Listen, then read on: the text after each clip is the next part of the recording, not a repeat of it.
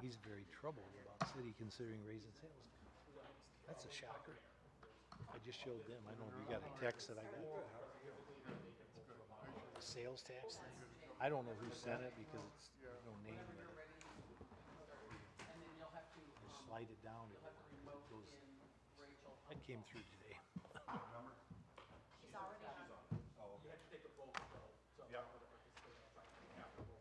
Perfect. And Mayor thinks it's also, you slide it down to see all the stuff. Yeah, I did. Wow. Yeah, it just came through mine today.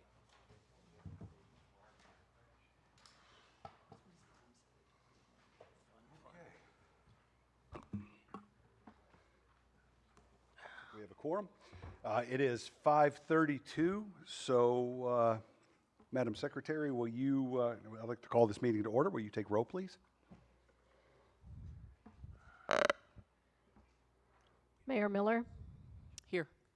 alderpersons present in person, Clem, Here. Monroe, Here. Simmons will be marked absent for now, Parker, Here. Stacy is absent, Shadle, Here. Sanders and Sellers are both absent. But we do have a quorum. Awesome. The Pledge of Allegiance will be read. Oh, sorry, do we have to do that before? Yep. So you'll just ask for a motion to Yep. allow for electronic participation? Wait. Can I get a motion to allow electronic Yes. participation? So moved. Second. I have a first and a second A third. and a third. Alderman Parker and Alderman Shadle. Ready for roll call? Yes, ma'am. Please take the roll call again. Monroe, Here. Parker, Here. Clem, this is, yes. And Mayor Miller. Aye.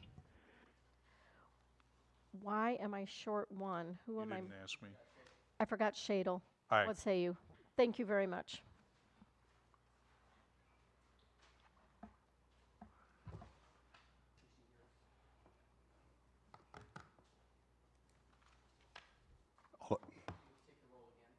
Alderman Simmons, can you hear us? Hello? Yeah. I believe we can mark her present at 5:33. Is that okay? Okay, thank you. Perfect. If Alderman Parker would lead us in the Pledge of Allegiance, that would be awesome. Not what it says.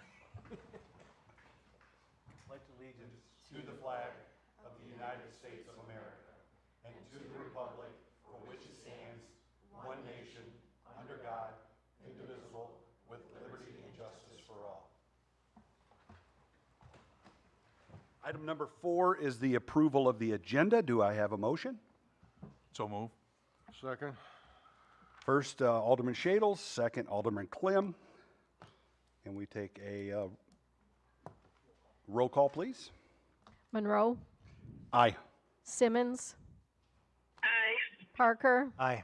Shadle, Aye. and Clem. Aye. Motion passes 5-0.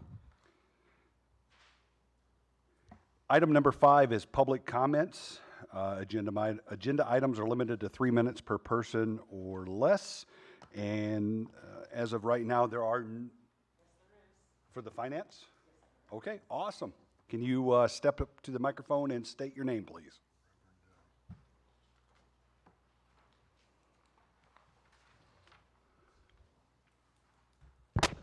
My apologies if you started earlier than I knew you were starting. So anyway, first of all, I am speaking against the 1% increase in taxes. Okay, that's not on this Yeah, agenda. that's the regular city council meeting. This is the Special a comment. special Budget. meeting for the finance committee.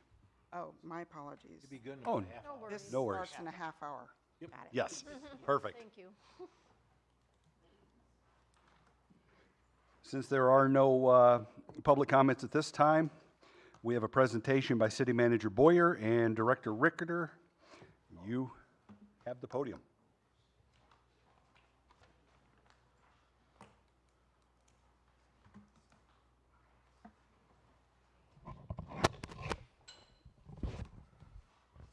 Good evening, council. Good evening. If I could get the lights at least over the, that's great. Okay, so this is going to be an ongoing presentation on the budget. This is going to be, we're going to be working on this essentially till the end of the year. So from now on, we are not only this meeting, but all subsequent meetings, we'll be having a committee of the whole before council to go over next year's budget. We've decided to start with some of the easier ones. The first one up here, as you can see, is the city clerk's budget. It's fairly, there's not a whole lot different here from last year, but if we go down the line items here, we've got non-bargaining payroll, elected officials. This is set by ordinance. And then we've got various other items here, IMRF contribution, Social Security, Medicare, health insurance, life insurance, unemployment insurance, workman's comp, PEP. These items are pretty standard. You're going to see these repeated through all the budgetary process. The first about 10 or 15 items is going to directly relate to payroll and the expenses related to our staff. The next item under there is I've moved down to 6080. By the way, before we move on, do I have any questions on this section of the clerk's budget? Okay. As we move along here, we're moving down to 101, 113, 6080, books and periodicals. We've budgeted about $1,000, which is unchanged from previous years.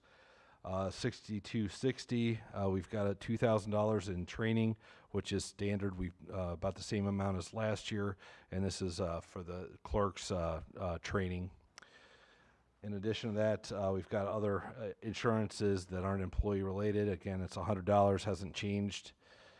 We've got other technical services at $0. Printing at $500 remains unchanged. Public expense, this is including the treasurer's report, so that is why we have the publication expense here at $3,000. We've got office supplies at $1,000, remaining unchanged. Titles and searches, $200. It's remaining unchanged from last year. And machinery and equipment is at $500, the same as the previous years. So that concludes the presentation of the clerk's budget. Do I have any questions at this time? Okay, hearing none, we'll move on to the next. Communications Department. As you'll notice, there is a small increase on the communication non-bargaining line item. This is to provide for future payroll for the clerk's office, or I'm sorry, for the communication officer. We're also including the corresponding contributions to IMRF, Social Security, Medicare, health insurance, life insurance, unemployment insurance, and workman's comp and PEP. Any questions? Okay. In addition, we've got books and periodicals. We're moving that up a little bit from $500 to $1,000. I believe there's some items there that the communication director will be needing as part of her ongoing education. And also education and training is at remains unchanged from last year at $10,500. In addition, we have printing. This includes newsletter and the water bill, so that's the driving cost behind the increases there. So you can see that's gone up to $37,000. Essentially, when the Journal Standard moved out, we stopped getting our local paper. This is our way of getting out our newsletter, and then it has a corresponding expense related to that. Also, promotional materials. It was budgeted $1,500 last year. It's down to $1,000 this year. And then supplies for booths and whatnot. So this is our community outreach. So the city staff is attending various fair or events to connect with the public, listen to their thoughts, and engage in productive conversations. So these are materials related to that.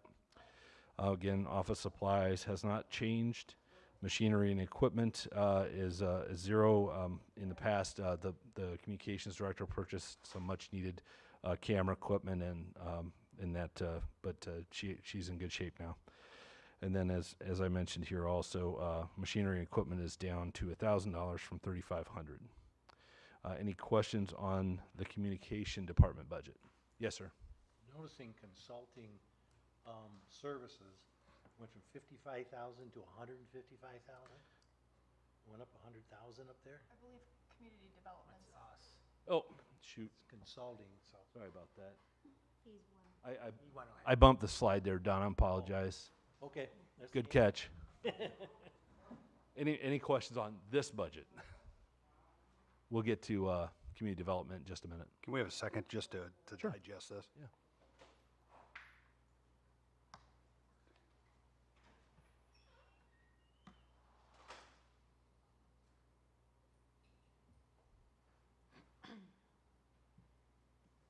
Any questions?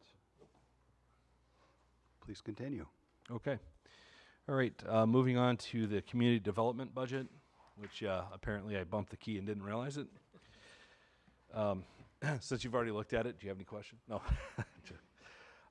As far as payroll, so we're looking at an increase of one land use personnel. We're wanting to increase community development by one person. We could certainly use more than one was requested, but based on the amount of work we've got going on in there, we're proposing to add one more person on the community development staff. You'll see some associated expenses related to that down the list here a little bit. Again, we've got all the normal expenses related to the staff, IMRF, Social Security, Medicare, healthcare, life insurance, unemployment insurance, workman's comp, PEP. So that covers most of the employee costs in community development. Any questions on the payroll portion or the withholding portion?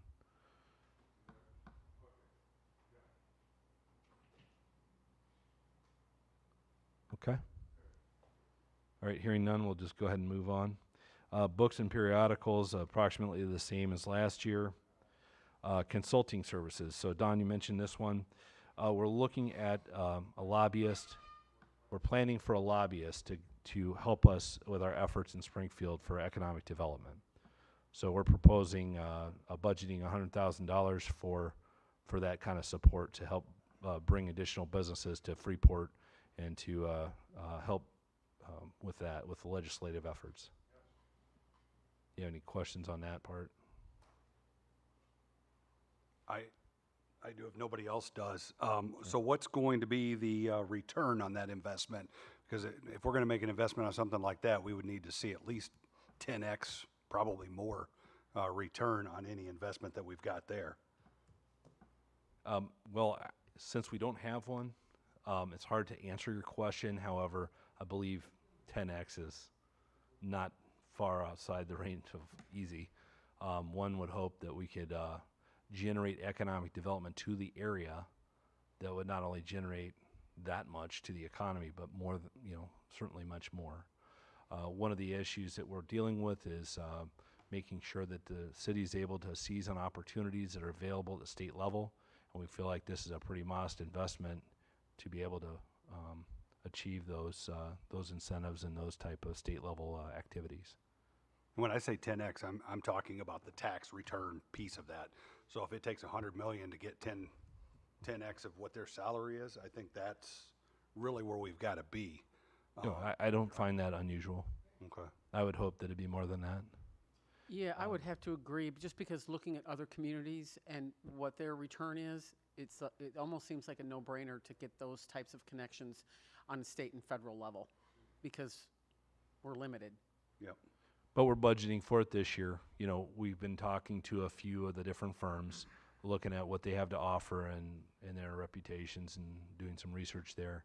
But it's going to be an ongoing process. And, to be honest with you, we're going to have to figure out where we want to focus their efforts on as well. Is it going to be economic development? Is it going to be grants? Is it going to be, earmarks in the state?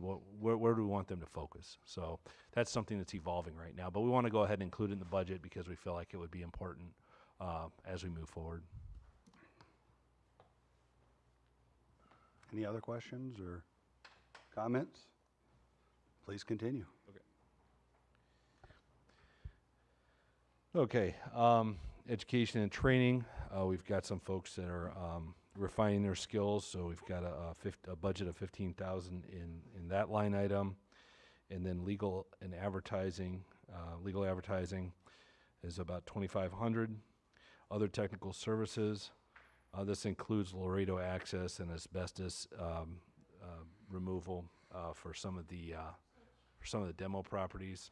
So we are carrying over $10,000 into that item. That's down from 18,000 previous year. We had some things drop off. Printing again, $500. Office supplies, 2,300. No change, no significant change there. Title searches, 5,000. Again, no significant changes there.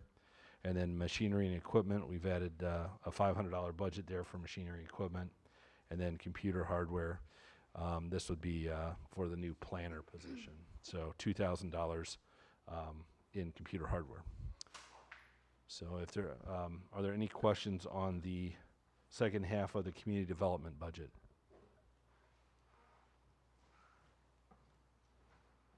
You know, I'd like to add, you know, when you're looking at a 64% year-over-year increase in cost for department, we've got to see much more. Right now, I'm not seeing at the council level any plans for the development at the airport. I'm not seeing plans for development of other areas of town where we've got blight, we've got other things.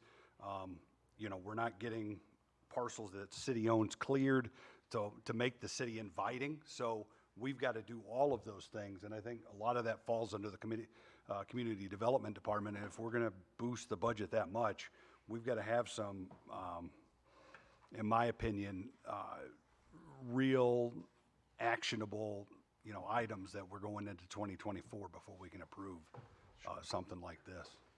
Sure, I'd like to give the floor to Wayne. Wayne, if you want to address some of those concerns. Can I just ask that you, for the record, at 5:48, Alderman Stacy entered? Yes, Your Honor, I have it. Okay, yes. Thank you, City Manager Boyer. I think one of the biggest line items we have on here is a lobbyist, and what we're talking about is getting something done. When we're talking about an empty city lot, and we're talking about getting some funding, there's no better way than to get somebody in Springfield working for us. You can certainly have staff. You can have me go down to Springfield and meet with people. But I think when it comes to my time, it's better served to hire a professional who knows how to get things done in Springfield and maybe get some grant money to help us with some of these lots, with some of this development that we're talking about. So I think that's one of our biggest line items on there. If there's other line items that we have a question about, I can certainly address those as well. Could you talk about the planner? Sure.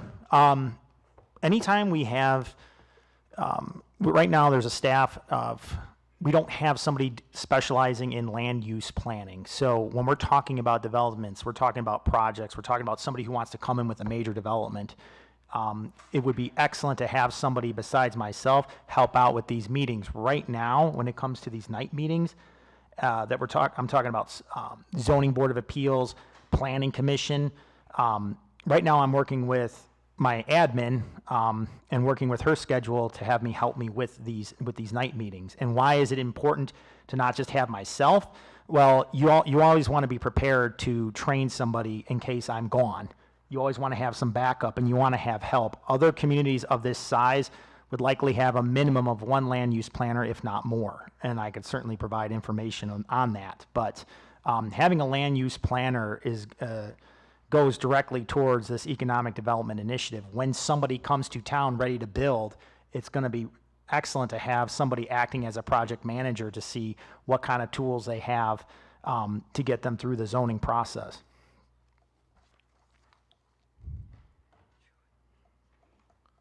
Any further questions on the community development budget? If I could. The floor is yours. Okay. Will utilize Mike Dunn in Rockford for part of that? Or? Absolutely. I work with Region 1 on quite a few grants already. When we're talking about our budget, I use them on a couple different grants, a couple of our FEMA grants. They're working on our community development block grant for housing rehabilitation. I'm working with his staff. Our metropolitan planning organization is Black Hawk Hills, so I have some obligation to work with Black Hawk Hills, but I'll be honest with you, as much as I can, I absolutely love, I work very well with Mike Dunn, and I have a great relationship with much of his staff. So as much as I can, if you were to talk to them, I work with them quite a bit. Okay, thank you. Yep. Madam Secretary, at 5:50, we had all. So noted, thank you. Thank you, ma'am. Okay, so we've got about 10 minutes left on the clock, so I'd like to go through these last two budgets and then save all questions for after the executive session. Under Building Department, we have non-bargaining payrolls there of $122,000. For our ASME wages, that's another $47,000.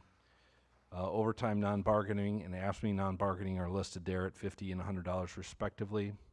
IMRF, Social Security, $2,000 and $10,000 respectively.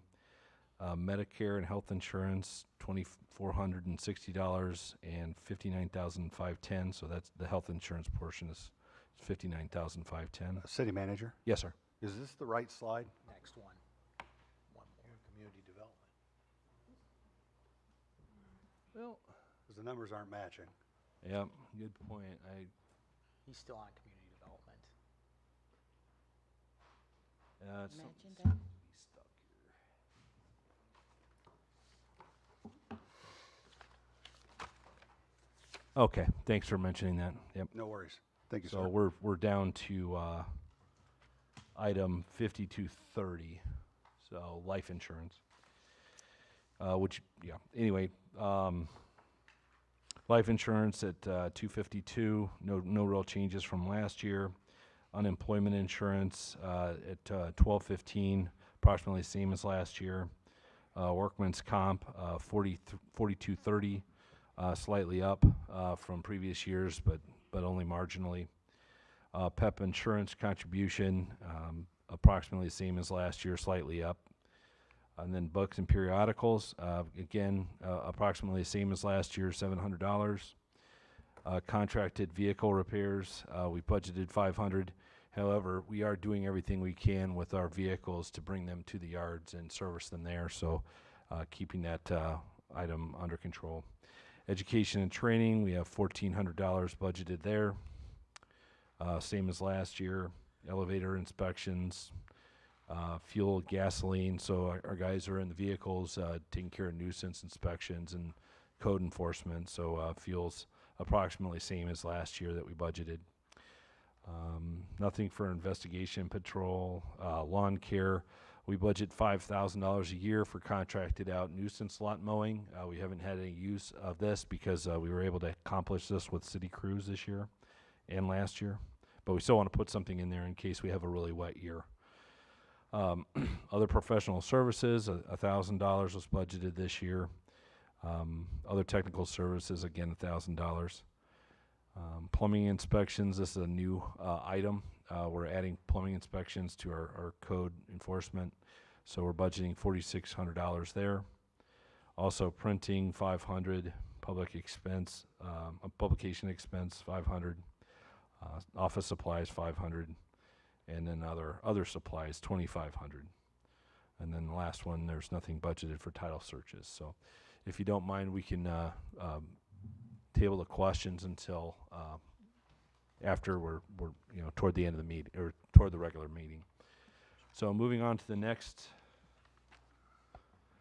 budget. So neighborhood housing fund, and I'm going to defer to Wayne on a couple of these. So on the revenue side, we're budgeting about $225,000 for property transfer tax. Miscellaneous local, $0. Interest income, we're budgeting about $20,000 in income there. And fund balance reserve, carrying over the fund balance of $180,000. And then economic development expense, so that's $20,000. And this is for buying properties from trustees for demolitions. And then demolitions, we're budgeting $350,000. And then moving down to the last one, transfer out, that's $55,000. That's for grant match money. So total for single family home rehab is $425,000 is budgeted for next year. All right, we've got 5 minutes. Do you have any questions on either one of those? We've got a few minutes to kill. Alderman Shadle. What's the number of houses we expect to get for the 420? Okay, I'm going to yield to Director Duckman. Sure. We've got a couple, I don't want to get into too much detail, but we've got some bigger projects that may fit under that demolition. But I would say if you want to average with asbestos removal on an average house, it's probably around $20,000, $15,000 to $20,000. So that would be 20 houses probably if it's that high. Some of these smaller houses don't reach that level. But I mean, it's up to date this year. In 2021, we did $48,000 out of this fund was spent towards demolitions. 2022, when I began, we spent $160,000 out of this fund for demolitions, and we're already past $120,000, and I've got about 10 more coming down. So since I've been here, I've looked into this fund, and it's great for demolishing homes. It's specifically, you sell a house, you get 4 mils per transfer tax, so 0.004 for the sale price. That's where you see that revenue side coming in, and most of that fund's slated for demolitions. So it's there to use, and I've used every bit of it I can. Thank you. Yep. Any other questions? Yes. Alderman Shadle. Under the building, the plumbing inspections were $4,600. Do the permit fees offset that pretty close?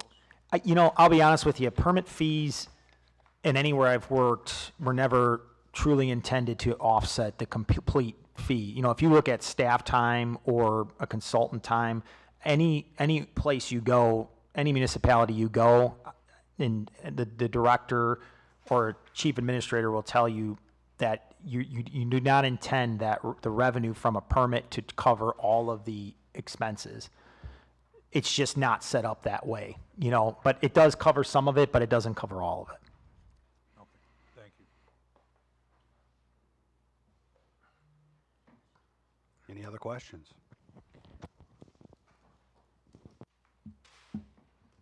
Move on to item number 8. Public comments on any agenda or non-agenda item, limited to 3 minutes per person. Anybody would like to speak about Mr. Stekel? So I just like to copy on what Rob said about the lobbyist. We've done a lot of due diligence and research based on getting a lobbyist for our community. Other communities our size and larger do employ them, and they're having significant returns on knowing the process in Springfield to return the money to the communities. You talked about tenfold. Based on the information that I have, tenfold doesn't seem to be a problem. I'll give you a project recently that you probably know about, Alpine, over in Rockford, that was completely driven home by a lobbyist for the city of Rockford that I employ annually down Springfield. Okay, I think that was about a $200 million return on their investment. Awesome. Any other comments? In that case, I'll make a motion, or actually, I'll go to number 9, adjournment. Do I have a motion? Second. Okay, then we're going